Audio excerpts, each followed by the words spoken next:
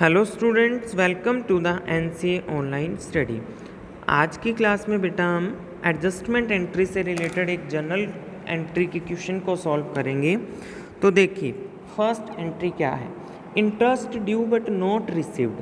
बेटा इसका मतलब क्या है कि हमने इंटरेस्ट मतलब जो कि हमारी इनकम है, रिसीव्ड वर्ड आया है, इसके लिए हम इसको क्या मानेंगे, ये हमारी इनकम है।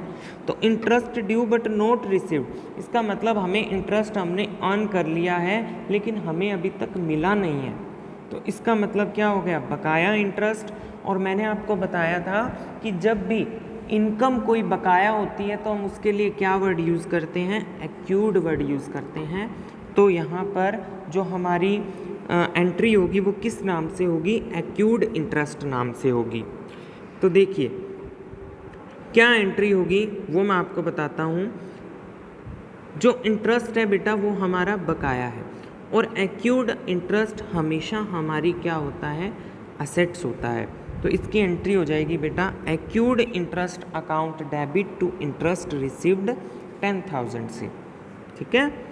नेक्स्ट देखिए, सैलरी ड्यू टू स्टाफ। इसका मतलब स्टाफ को सैलरी दी जानी थी 50,000 रुपीज़ की, लेकिन वो नहीं दी गई। इसका मतलब हमने अभी स्टाफ को सैलरी देना बकाया है। तो एंट्री क्या हो जाएगी बेटा, salaries account debit to outstanding salary. Out of the rent paid this year 5,000 is for the next year. मतलब कि हमने एडवांस रेंट पे कर दिया। तो जब भी एडवांस रेंट पे करते हैं तो उसके लिए मैंने आपको बताया था क्या वर्ड यूज़ किया जाता है, प्रीपेड रेंट। तो उसकी एंट्री क्या होगी बेटा, देखिए प्रीपेड रेंट के लिए prepaid rent account debit to rent 5,000 से एंट्री होगी। प्रीपेड रेंट हमारी हमेशा असेट्स होती है, इसलिए हम इसको डेबिट करते हैं। ठीक है। और रेंट को हमें कम करना था क्योंकि ज़्यादा से डेबिट कर दिया था, इसलिए उसको क्रेडिट कर देंगे 5,000 से। उसके बाद प्रोवाइड डेप्रिसिएशन 10% ऑन फर्नीचर। तो देखिए बेटा, फर्नीचर पे 10% डेप्रिसिएशन। तो फर्नीचर कितने का है, 1 लाख का, 10% इसका कितना आ गया, 10,000। और इसकी एंट्री क्या होती है, depreciation account debit to furniture. ठीक है। उसके बाद goods used in making furniture. बेटा इसका मतलब क्या है कि हमने फर्नीचर बनाने के अंदर दुकान के गुड्स का यूज़ कर लिया, जो हमारे बिजनेस में गुड्स पड़ा था उसका यूज़ कर लिया। तो सबसे पहले तो फर्नीचर हमारी शॉप में आ रहा है, कोई फर्नीचर बन रहा है, तो एंट्री क्या हो जाएगी, फर्नीचर अकाउंट डेबिट। ठीक है। अच्छा, टू परचेज, जैसे बेटा हमने चैरिटी वाली और लॉस बाय फायर वाली एंट्री में परचेज किया था, क्रेडिट किया था, उसी तरीके से करेंगे क्योंकि हमारे दुकान से जो गुड्स है या परचेज है वो कम हुई है। ठीक है। अब देखिए next entry, received commission of 20,000 by cheque, half of which is in advance. मतलब कि हमें चेक के थ्रू कमीशन मिला है जिसमें से आधा एडवांस है और आधा इसी साल का है।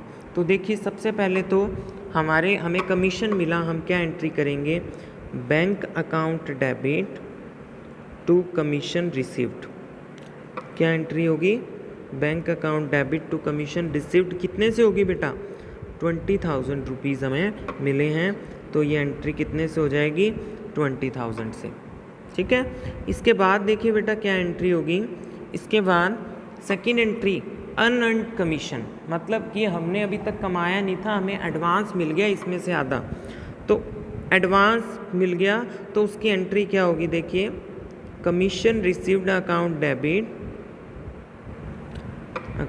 Debit to commission received in advance भी लिख सकते हो या अनअर्न्ड कमीशन भी लिख सकते हो। ठीक है। इसकी एंट्री मैंने आपको पहले समझाई हुई है। कितने रुपए आएंगे, 10,000 रुपीज़ आएंगे क्योंकि आधा कमीशन ही एडवांस था। ठीक है। इसके बाद अलाउ इंटरेस्ट ऑन कैपिटल, इसकी एंट्री मैंने आपको बताई है क्या होती है, interest on capital to capital. और चार्ज इंटरेस्ट ऑन ड्राइंग, इसकी एंट्री क्या होती है, क्या होगी, तो देखिए capital to interest on drawing, क्योंकि इंटरेस्ट ऑन ड्राइंग बिजनेस के लिए इनकम है इसलिए इसको क्रेडिट करेंगे हम। ठीक है। अब देखिए बेटा, एक एडजस्टमेंट एंट्री और होती है जिसका नाम होता है ओपनिंग एंट्री। ये क्या होती है देखो, इसके बारे में आज हम समझते हैं। तो देखिए बेटा, हमारे बिजनेस में असेट्स होती है, कुछ लायबिलिटीज़ होती है और एक कैपिटल होती है। तो बेटा एक फॉर्मूला होता है कि assets is equal to liabilities plus capital. इसके बारे में डीपली आप आगे चलकर समझ पाओगे, क्योंकि आगे चलकर हम बैलेंस शीट बनाएंगे, तब आप अच्छे से समझ पाओगे कि असेट्स लायबिलिटी, ये इक्वेशन है ये कैसे बनी है। तो assets is equal to liabilities plus capital, और इसी फॉर्मूला से कैपिटल का फॉर्मूला बना capital is equal to assets minus liabilities. तो देखो, जैसे हमारे पास कोई एग्जिस्टिंग बिजनेस है, पहले से बिजनेस चल रहा है, तो क्या होता है, पिछले साल के कुछ बैलेंस हमें अगले साल में ट्रांसफ़र करने पड़ते हैं। जैसे पिछले साल हमारे पास स्टॉक पड़ा था, उसको नेक्स्ट ईयर ट्रांसफ़र करेंगे, क्रेडिटर्स पड़े थे उनको ट्रांसफ़र करेंगे, डेब्टर्स पड़े थे उनको ट्रांसफ़र करेंगे। तो इस तरीके से आपको एक बैलेंस शीट दी होगी, उसके अंदर कुछ आपको असेट्स और लायबिलिटीज़ के बैलेंस दिए होंगे। तो आप उसकी एंट्री कैसे करोगे बेटा, देखो जितनी भी एसेट्स हैं उन सबको आपने क्या कर देना है, डेबिट कर देना है। Cash, bank, debtor, stock, machinery, ठीक है। ये देखो सब दी हुई है यहाँ पर, cash, bank, debtor, stock, machinery, जितनी जितनी अमाउंट से दी है सारी अमाउंट क्या हो जाएगी, डेबिट हो जाएगी। इसी तरह से जितनी भी लायबिलिटीज़ दी है उनको क्रेडिट कर देंगे।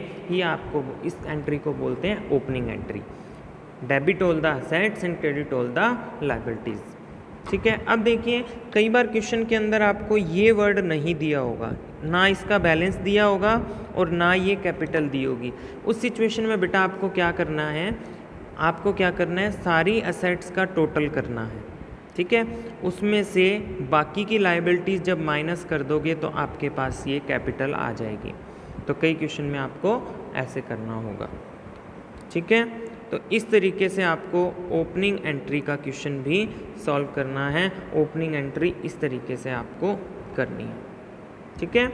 तो मैं आपको एक ओपनिंग एंट्री का क्वेश्चन बता दूंगा जो आपको रफ कॉपी में करके फिर नोटबुक में करना होगा। इसके साथ साथ बेटा जो आपको होमवर्क दिया जा रहा है उसे कंटिन्यू आप अपनी फिर नोटबुक में करिए, क्योंकि जब तक आप होमवर्क नहीं करोगे या खुद प्रैक्टिस नहीं करोगे तब तक आपको अकाउंट समझ में नहीं आएगी।